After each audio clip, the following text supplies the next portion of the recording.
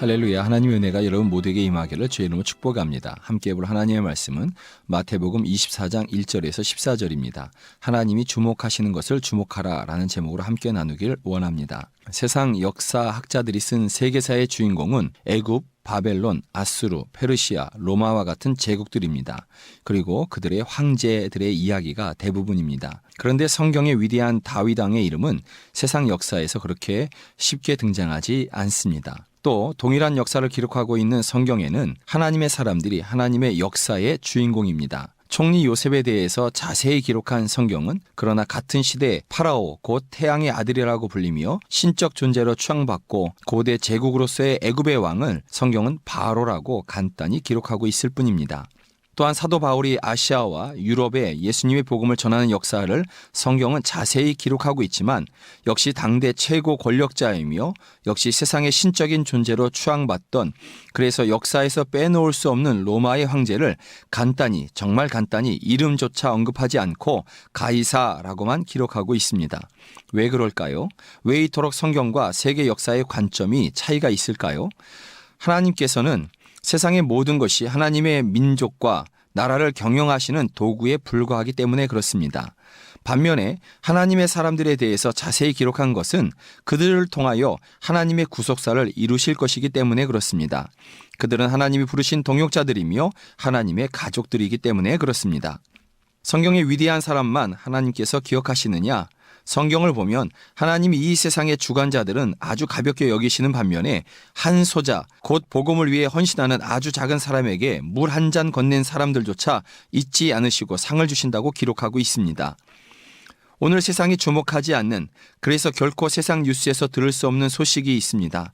그러나 하나님 나라에서 주목하고 하나님 나라에서 뉴스가 되며 이것 때문에 천사들이 아주 기쁘게 또 바쁘게 일하는 그러한 모습들이 지금 현재도 땅의 곳곳에서 벌어지고 있습니다. 그것은 복음을 위해서 모든 민족에게 복음을 전하는 선교사들의 이야기이며 또 이 땅 가운데서 주님을 위해서 그렇게 수고하는 이름 없는 그러한 성도들의 이야기인 것입니다.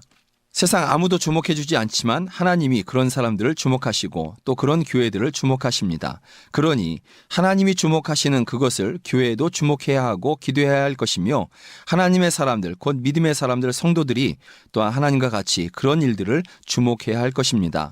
우리는 세상이 주목하는 일보다는 하나님이 어디에 무엇에 누구에게 주목하고 있는지를 살피고 이에 따라야 할 사람들입니다. 세상의 역사는 영원하지 않습니다. 그러나 하나님의 역사는 영원하기 때문에 그렇습니다. 전도자는 해 아래 새 것이 없다 합니다. 이 말을 전도자의 말을 빌어 더 자세히 말하면 이렇게 됩니다. 이미 있던 것이 훗날에 다시 있을 것이며 이미 일어났던 일이 훗날에 다시 일어날 것이다. 사람들이 주목하고 이야기거리를 삼는 것, 그래서 우리가 대하는 대부분의 뉴스와 소식들이 본문에 있습니다. 그것은 6절입니다. 난리에 대한 소문입니다. 어떤 난리냐면 전쟁이 일어난 소식과 전쟁이 일어나리라는 소문입니다. 또 7절을 보면 기근과 지진에 대한 소식들이며 우리들이 사는 곳도 결코 안전하지 않다는 소식, 즉 우리가 사는 곳에서도 지진이 일어난다는 그러한 소문입니다. 이러한 것이 사람들의 귀에 들리고 이야기가 되고 또 두려움을 주는 이야기들의 대부분입니다. 그러나 이 모든 것은 이미 지난 날에 다 있었던 이야기들입니다. 새로운 것이 전혀 없습니다. 그래서 성경은 너희가 삼가 두려워하지 말라라고 6절에서 말씀하고 있는 것입니다. 새 번역은 당황하지 말아라 라고 번역했습니다. 전에 다 있었던 일인데 무슨 호들갑이냐 하는 것이죠. 혹시나 여러분이 최근에 아주 새로운 역사에 한 번도 등장하지 않았던 일이 일어났다고 하는 소식을 들은 적이 있습니까? 그렇게 말하는 사람들이 있을지 모르겠지만 이미 지난 역사 속에서 우리는 얼마든지 다시 반복된 그러한 모습들을 발견할 수 있을 것입니다. 기억하십시오. 새로운 일은 오직 하나님 한 분만이 하실 수 있는 일입니다. 예를 들어볼까요? 누가 온 우주를 창조하셨습니까? 인류 역사에 하나님이 인간이 되셔서 오신 사건이 전에 있었고 또 후에 있었습니까? 누가 죄인을 위해 십자가에서 죄 없이 죽으셨습니까? 오직 하나님만이, 오직 예수님만이 새로운 일들을 행하시는 것입니다.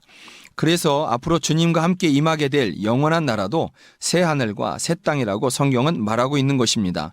우리가 살아가는 이 세상과는 전혀 다른 완전히 새로운 나라인 것입니다. 마음에 두려운 생각이 들게 할 만한 말씀을 본문에서 찾는다면 9절에서부터 12절의 말씀일 것입니다. 11절의 거짓 선지자야 미혹되지 않으면 되는 것 아닌가? 거짓 선지자가 자기를 거짓 선지자라고 하면 모르겠지만 그렇지 않는 한 누구든 미혹될 수 있음을 기억해야 할 것입니다. 또 사람의 사랑이 식어진다? 이것이 왜 두려운 이야기인지 하실 수 있겠지만 이 말은 교회가 교회다워지지 못한다는 뜻입니다. 교회가 교회다워지지 못할 때 세상은 더 이상의 소망이 있을 수 없습니다. 그러니 두려운 이야기가 분명한 것이죠. 그리고 9절과 10절의 말씀, 그때 사람들이 너희를 환난에 넘겨주겠으며 너희를 죽이리니 너희가 내 이름 때문에 모든 민족에게 미움을 받으리라. 그때 많은 사람이 실족하게 되어 서로 잡아주고 서로 미워하겠으며 어떠십니까? 두려운 마음이 들지 않습니까? 또 이런 환난이 싫어 믿음을 떠난 사람들이 있고 그들 때문에 서로 잡아주고 서로 미워하게 될 날이 있답니다. 그러나 이런 두려운 말씀을 대할 때 우리가 정말 기억해야 하는 말씀은 바로 마태복음 16장 18절 말씀입니다.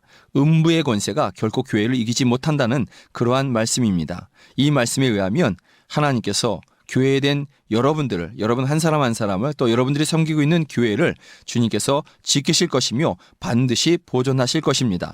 그러니 우리가 두려워할 필요가 없을 것입니다. 사람들이 난리를 주목하며 세상 끝날이 아닐까 하며 두려워할 때 하나님이 주목하시는 것이 있습니다. 14절 말씀입니다. 복음이 모든 민족에게 전파되는 것을 하나님은 주목하고 계신 것입니다. 그리고 그때 정말 끝이라고 할 만한 일이 있을 것입니다. 그것은 하나님의 심판이며 주님의 다시 오심인 것입니다. 여러분 기억하십시오. 이것은 우리 모든 믿는 자의 소망의 날이지 결코 걱정하거나 두려워할 만한 일이 아닌 것입니다. 구약의 저 위대한 신앙의 선배들과 우리가 그토록 닮고 싶어하는 초대교회 성도들이 이 날을 기대하며 이 세상에서 나그네로서의 삶을 그렇게 마다하지 않았던 것입니다. 저 위대한 사도들조차도 오직 이 날을 기대하며 자신의 목숨을 십자가에 얼마든지 내놓은 것입니다. 주님의 다시 오시는 날, 다른 말로 끝이 오는 날, 또 복음이 모든 민족에게 전파되는 그날, 그날은 우리의 구원이며 영원한 승리이며 영원한 구속인 것입니다. 그러니 그날을 기대하고 소망하며 그날을 위해 헌신하는 것이 마땅할 것입니다. 하나님이 주목하시는 것을 여러분도 함께 주목하여 복음을 모든 민족 가운데 함께 전하시는 그러한 분들이 되기를 주의 이름으로 축복합니다. 고맙습니다.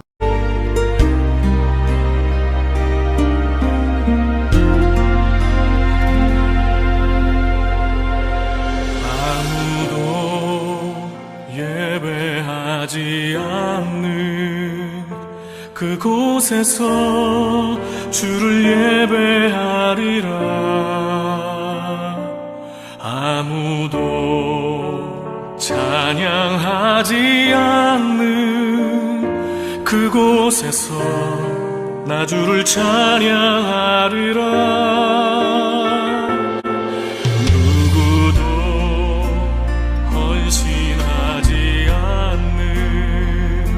그곳에서 주께 헌신하리라. 누구도 증거하지 않는 그곳에서 나 주를 증거하리라. 내가 받는 모든 땅 주를 예배하게 하소서. 주의 보혈로 덮어지게 하소서. 내가 선이고 주의 거룩한 곳 되게 하소서. 주의 향기로 물들이소서.